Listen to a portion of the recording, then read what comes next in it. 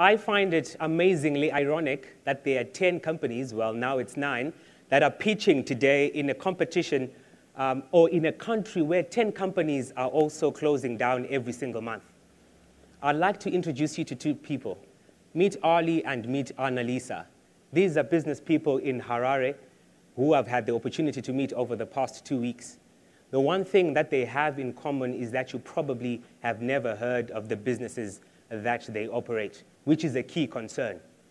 On the other spectrum, you've got people that really want to go out, people that really want to do new things, experience life, and really get out there and live life to the full.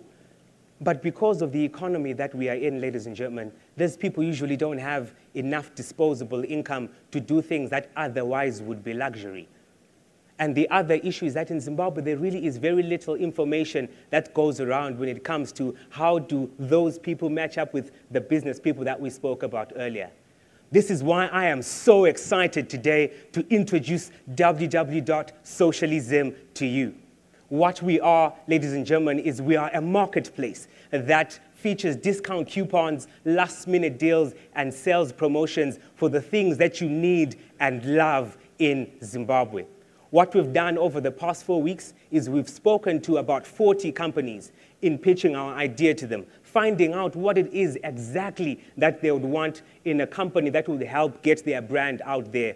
A simple example is the hotel industry. What happens there is we all know actually that the average occupancy rate in hotels in Zimbabwe is currently at 40%. So what we ask them is, what are you doing with the other 60%? Is there no scope of us offering discounts for you? Is it not better for you to make a bit of money than for you not to make any money at all? So what we're doing is we're translating the same principle to as many businesses as are out there. A couple of parallels that probably you've heard of before are companies like Groupon.com, Living Social, Lastminute.com, and we have our very own in Zimbabwe, Diri.co.zw. The way we work is exactly or a bit of what they are doing, in the sense that you go onto our website, you have a look at whatever deals are available, you click on the button that says buy, you go through the payment platform, we've got EcoCash, Telecash, we've got Visa, MasterCard, and ZimSwitch, and once you buy, the coded coupon will be sent to your email, and you're well away to go and redeem your deal. However, that's not the only thing that we do. We also are doing sales promotion marketing. Imagine if you could have a website right here in Zimbabwe where you could get all information on all the promotions that are happening. There's Terrific Tuesdays at Pizza Inn. There is Kids Eat Free on Wednesdays at St. Elmo's. There is the Spa Woza promotion. There is this that Net1 is doing. There's this that Econet would be doing. This will truly make Sociallyzim.com the one-stop shop for all things deals, discounts, and promotions in Zimbabwe. Our target market is around about 50,000 right here in Harare. In 6 months, we're looking at capturing around about 5% of that target market. What that means in terms of how we make our money is for every company that will list on the website, they'll pay a listing fee of $15. We also make commissions / markups on the deals that we will flight on every transaction. And then for promotions, we are also charging at $120 per month. We're also considering a low-tier price for promotions for slightly smaller companies.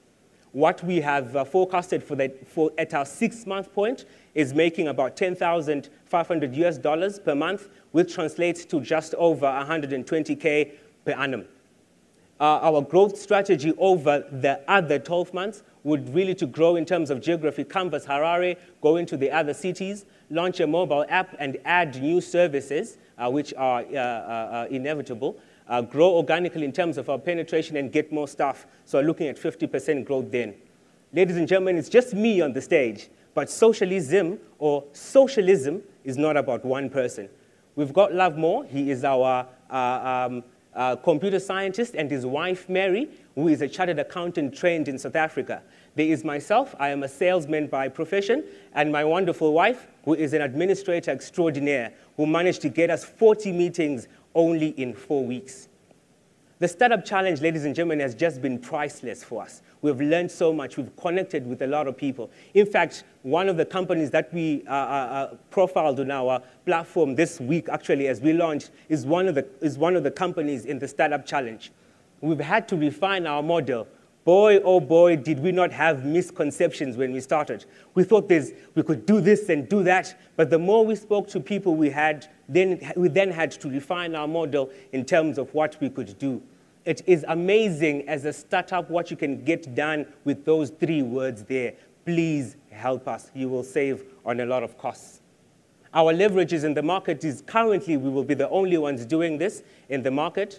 We're also entering the market at a very timely season, which is holiday season, Christmas. There's a lot of people willing to buy and do a lot of things.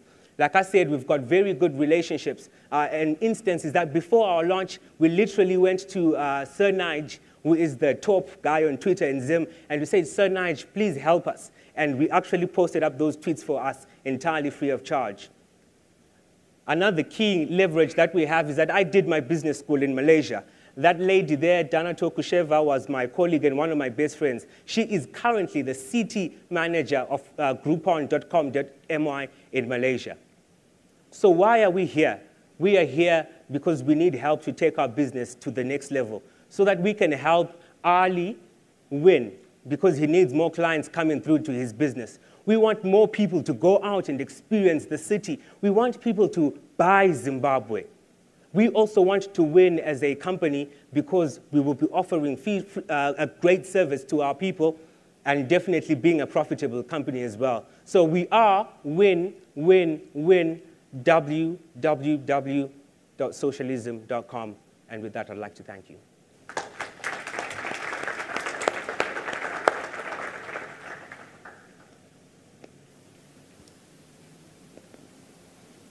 I've got a question regarding your competitive space. Initially, you said that there's Diri.com, okay, and then there's yourself. How do you differentiate yourself from those guys? And what are you doing to keep an edge over them? Yeah. All right.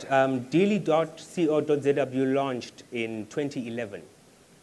Diri was based on a model whereby they would send SMSs of the deals that they get to all the people that were sort of subscribed to them. And then once those people buy from them, what they would do is they would send SMSs with a coded coupon. All right. So what I did in the past 2 weeks, I actually got the number from Tigzim for the former MD. So they're actually not operating now.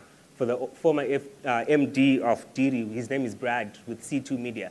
And what we actually had a chat with him. So what's going on? We're trying to get into this space. What went wrong? Is there something that we need to watch? Is there something that we need to do a bit differently? And what he said to us was, firstly, it was in 2011, and that SMS model was not sustainable. The second thing that he said to us was he was working on a couple of things, so he really didn't have time to be going and meeting every single client, getting to know, it's quite a lot of work. So he just said, I'm working on other things, and really I just chose to focus on my key priorities. The other thing, in terms of our own opinion of why we feel we have a bit of a different product, is also that they offer daily deals.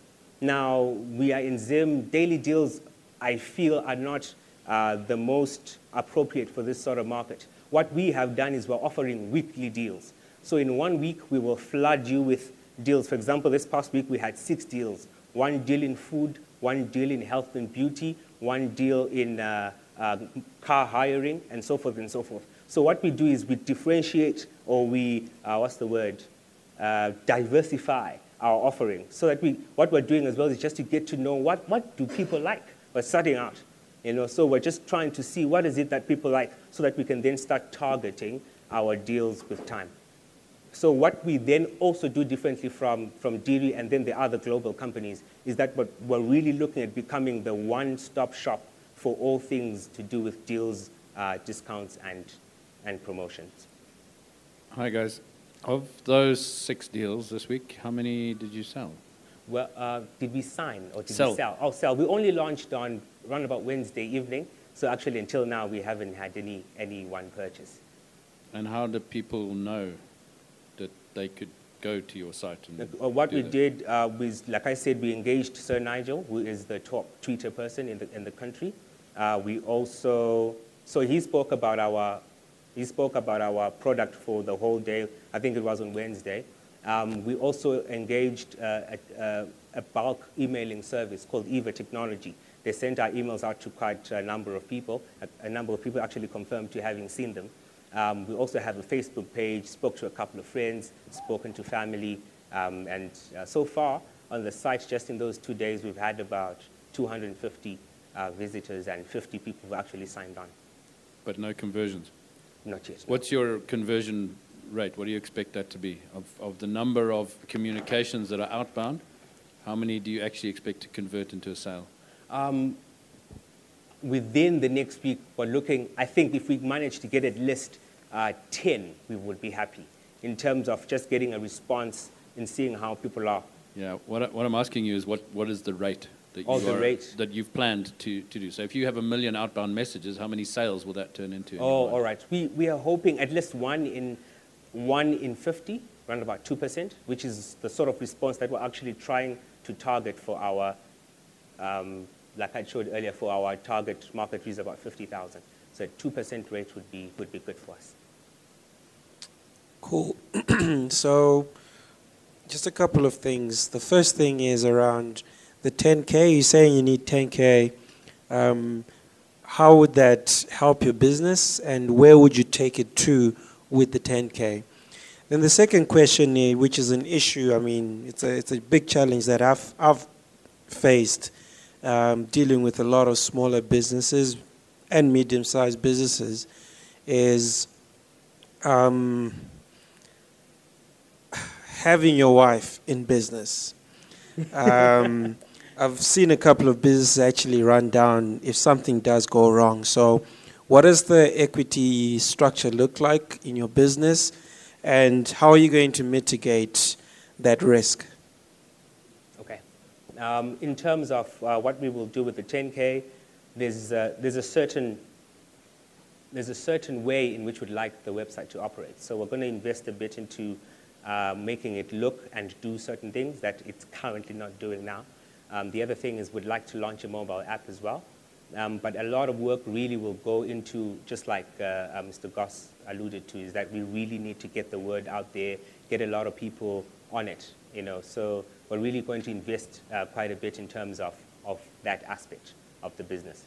And in terms of equity structure, the equity will actually be between the two husbands, okay?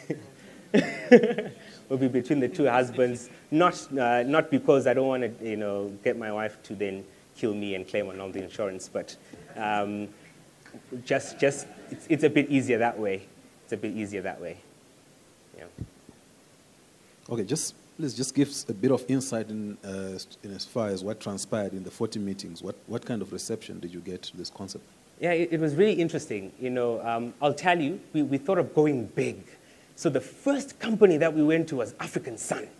You know, we were like, we really just want to go there and really take over the market. And they made us notice something that we had overlooked. You know, companies like that at that level, actually the next meeting after African Sun was going to be ZOL. You know, so what African Sun said to us, hey, do you know that we actually do our bookings through Galileo and what's the other one, Amadeus? You know, so it's not just you that will have access to that, but you've got thousands or a couple hundred, what you call them, travel agents who also have the same access. You have never given us business before. These agents have given us tons of business. Why would we sort of choose you? You know, so that kind of came as a wake-up call to say, hey, wait a minute, you know, maybe the target is not really the top companies because it's a bit more difficult to work with. So what we did is we discovered a strategy on how to work on the big companies, which I'll probably mention just now. But what we've done is we've focused on the smaller companies. It's easier to go to them. Firstly, I don't need licensing from ASTA or there's the other one, ITOSA, things like that, because they don't deal with those booking systems or international booking systems. So we found it easier to actually just walk into a smaller lodge and so forth that's not connected to that platform and work with them. And for us, that's been great. they need the business, to be honest. And it's amazing to be able to match them needing the business and people really wanting to do more things at cheaper prices. I don't know if I managed to answer. So there's a bit of... Sorry, I'll just get some water, sorry. Okay, sure. There's a bit of development work that needs to be done from a platform perspective. Are you planning to do that in-house, or are you going to outsource that? If I can take that.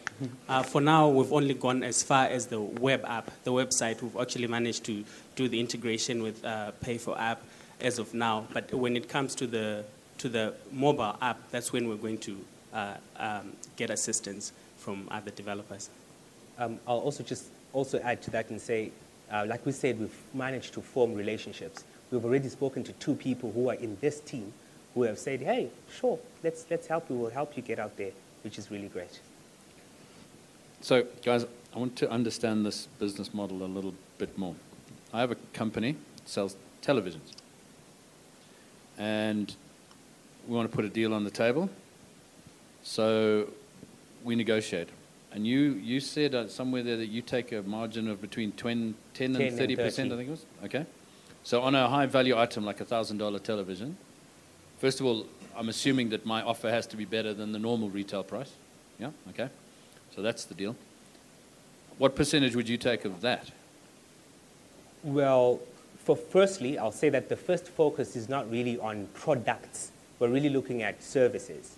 Okay, in the service space, there's a lot of, the margins are a bit thicker when it comes to services than it is with actual products. Okay. All right, so in your case, we probably would work with businesses that are trying to get rid of old stock, as opposed to a business that would want actually to do a promotion. Firstly, to us, it really has to be compelling, and we need to know that, hey, people will find this really cheap and really great.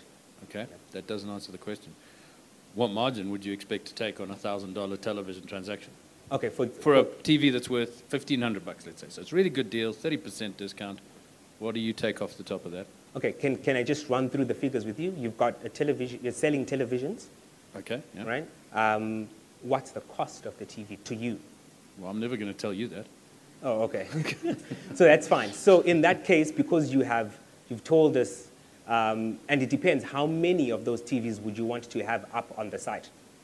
Okay, so I don't know. That's what I'm asking you. That's what you're asking from us. Yeah. Okay, ideally, what we do is, there's a contract actually that we've signed actually with the clients that we've worked with some of them, and we will actually ask those questions. What are your targets? Is it, what do you want to do? Are you doing it because you want to get rid of stock? Are you doing it because, I'm coming to your question. Are you doing it because you want to get rid of stock? Are you doing it because you want to get your brand name noticed out there? So it's up to then what you, in terms of target of what you want to do. All right, so what we then, like we say that the more focus is on the services side. Products, ideally we would go to the low tier end of whatever commissions we take, would probably go with the 10%. Okay, and then what about fulfillment then? So we've agreed on a price, you've agreed on a margin. Customers come running to your website because they think it's such a fantastic deal. How's the fulfillment? They pay you? Yes. You pay me? Well, we decide. We'll okay, decide. So they can pay me? They can actually pay you. Then you have to pay us. If I got around to it, because, Okay. Which is the issue in Zim, which is why we prefer that they pay us. Okay. Yeah. And fulfillment, how do they collect the item? Oh, okay. What happens is... Do they collect it? Am I supposed to deliver it? What? No.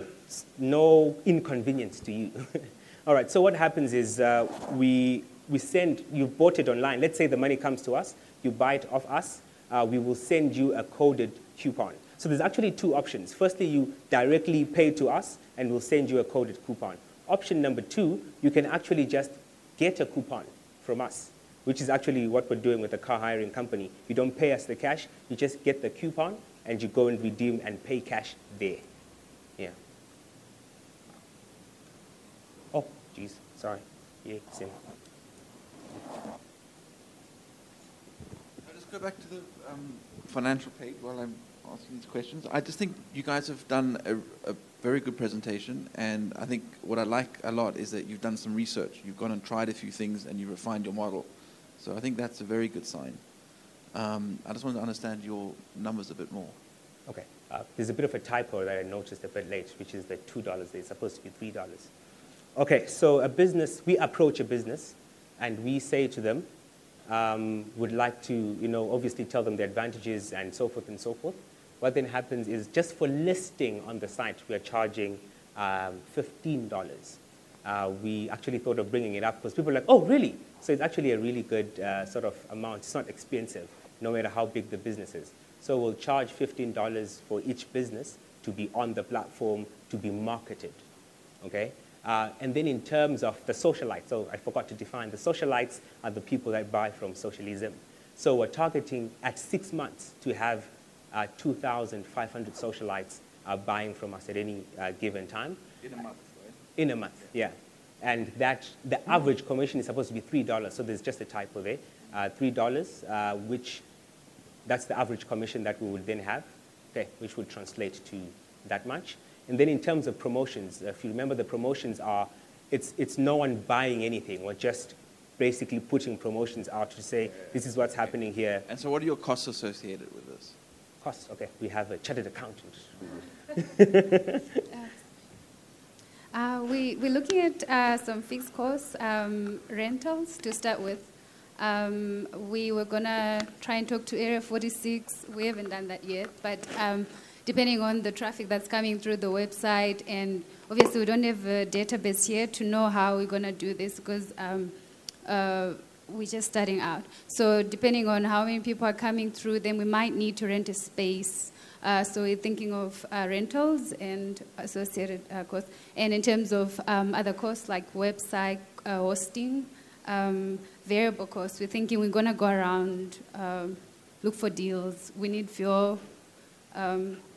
We need to call these people. We need to market more, as has been said. Yeah, so are you guys doing this full-time at the moment, or you got other jobs? Well, we've got other jobs. I am going full-time 1st of December. 1st of December, and the other 3 of you are still going to keep your other jobs. And she works half day, so okay. she's going to be available. Okay, so ballpark figure, just you don't go through all the details. In 6 months' time, you expect to have a revenue of about $10,000 a month. Yes. And what are your costs expected to be in month 6? Month 6 costs will roughly, be roughly 2,500, including salaries. At that time, we're going to have a couple staff working with us. Sounds low. Okay. Sorry? Yeah, I was also about to say the cost sounds low from... Okay, I'll say, for example, Area 46 was starting off with a disc. Their charges on that is $150 per month. That's rentals. So fuel, like we said, is about $150 per month. That's what we use on our small Vitz car, and about $150 per month. I've got an Africom line. Calling on there is pretty cheap, around about $100 to $150. The real cost then comes to round about marketing, getting the word out there, and so forth and so forth. Okay. The other cost, which is on hindsight, is the cost of transactions as they are coming through. Because remember, you've got 50 cents. We are working with Pay for App, so you've got 50 cents that goes through per transaction, and for now, we are footing the bill. Okay. So in terms of your suppliers, how do you, obviously you said you source them, you do cold calling, you visit them and the likes, but what are your real target sort of suppliers? Are you looking at electronic appliances? Are you looking at the tourism industry? What are you looking at? Because the way you sell to each of your suppliers is extremely different. It's a consultative sell rather than, just a general sell where you're selling to in the same way. Okay. Having spoken to Groupon, what does well on Groupon is food and things to do with health and beauty. So a lot of women and a lot of sort of food-related things. So we are incorporating that to how we are starting off. And then the other aspect is to focus on the tourism industry. That's where the real gap is, tourism and leisure. For example, Ali, the guy I mentioned at the beginning, he runs a paintballing arena, Okay, so in that particular space, 2 weeks can go through without anything happening. So we're really looking at service industries that are in the leisure/tourism industry. I think it's a pity that you couldn't get into African Sun. Yes, it is. But, you know, I know they gave you some advice, but I think I would want to sort of like differ and say, Okay. you know, I think you do need those big ticket kind of names, because whilst there's Amadeus or whoever else is out there, you've got something unique about you. You are Sociallyzim, isn't it? Mm. You could then become the hub that everyone comes to from a local perspective. Yes. So I would suggest that you still need a big name. You still need to go and pursue those areas. I'm also a bit, I don't know how to think about this, but look, you've said that the occupancy rate is about as low as 40%. You know, now, in my view, a last-minute deal works when there is also a time pressure to say, look, I might lose this. That's what prompts people to then take it up. So I think you may have to also think through that and see how you sort of like overcome those kind of hurdles. Okay. What we learned from mentorship and from the solution we got to an issue like that in terms of the big players is to actually put cash on the table, which we'll be able to do when the cash then is available in huge amounts. For example, we go to ZOL or African Sun and we say your ticket to South Africa is 225 one way. We will give you cash $50,000 and we want the tickets at $150. Something like that. You know, that's the angle we have seen will work with these other big companies where we know you need the cash. You know, most Zimbabwean companies need the cash. We'll give you $50,000, but we're only getting the tickets at $150. And in that light, we can then mark it up to a particular figure. Yeah, but that also creates a problem because it's $50,000 that you don't have. You Yeah, don't want to end up holding inventory that you can't sell, isn't it? Well, it would be possible to sell it. It would still be discounted. Remember, people are still going to buy those tickets. The flight is usually full.